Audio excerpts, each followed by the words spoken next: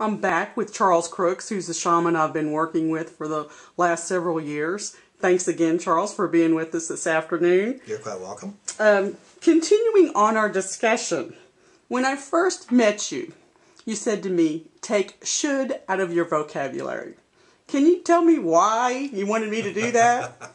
Should is one of my favorite, if I was going to remove, if I had complete and ultimate power, I would remove should from the English language. And the primary reason is should implies that you're a failure.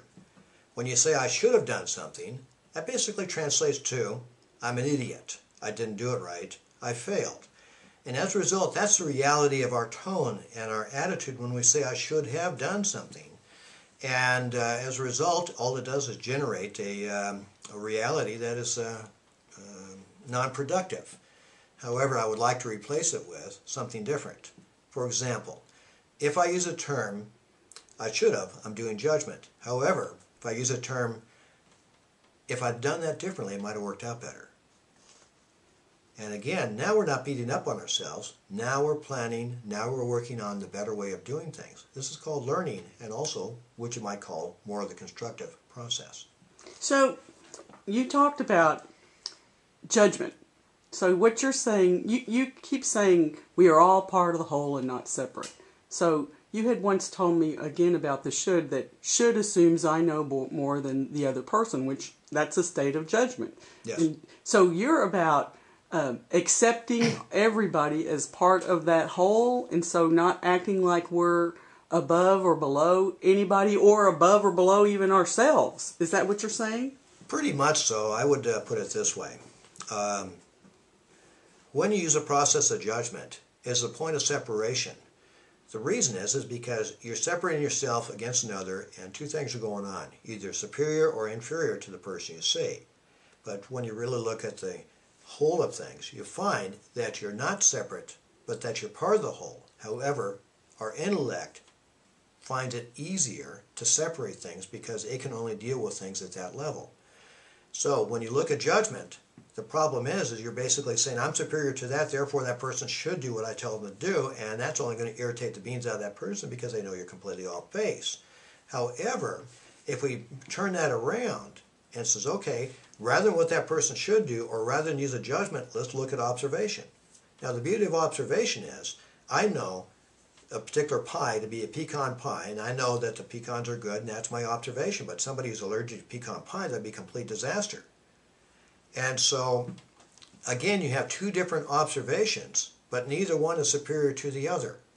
So the idea is to remove superiority out of the equation completely and recognize the fact is that everything that you perceive around you is actually happening within. So your realization of another person is the best and possibly the brightest within inside yourself, and also probably the most wicked that is inside yourself. Wow, that's pretty good. So now you're trying to, you told us in the last segment we did that you're trying to uplift mankind.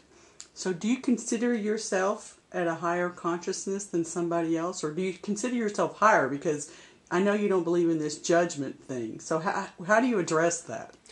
All right. Number one, I do not consider myself a higher conscious than anybody. The difference is between myself, let's say myself and somebody laying bricks out in the front lawn or whatever the case is they're interested in laying bricks and they're interested in doing that type of work, that masonry. That is something that I am not interested in. Doesn't make me better than that person? No. All that does is they're doing something different.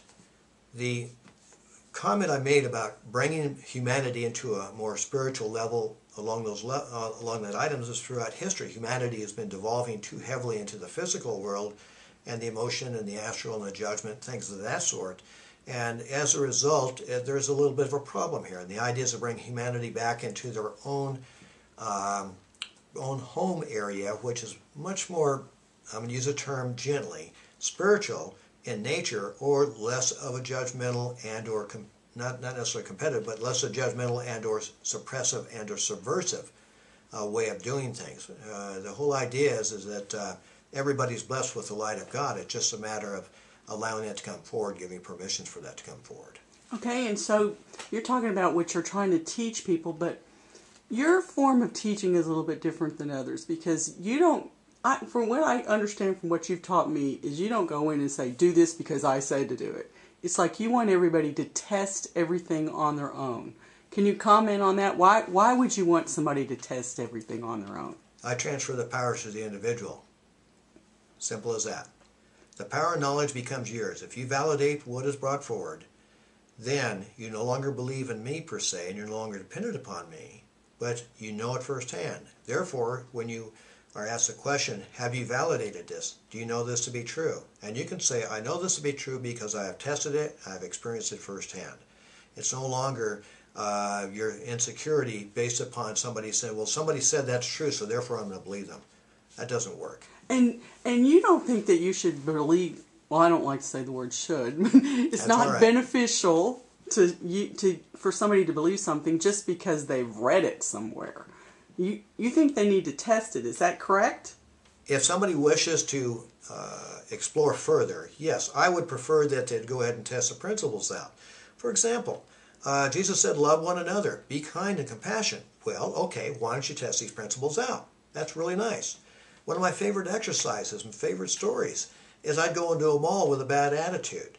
And as a result of my bad attitude, I'd get lousy service. Everybody out there has probably done that. And then a couple of weeks later, I'll go in the same mall, and there's 3 people to my left, and they walk across those 3 people and give me a chocolate chip cookie with nuts. I mean, how good can get, that's a real good example of not only validating and testing the principles and testing what it's like to be kind and compassionate, but you'll find that your life will change as you do these things. Very simple. Very good. Well, again, I thank Charles for being with us. This is another little segment, and he's taught us so much about accepting everybody and learning to test things ourselves. Charles, if we want to know more about you, where can we find you? Okay, the website is http://shamanic-enterprises.com. Other contact information is on the website, plus the numerous articles. Great. Thank you so much. I hope you have a great day. Thank you.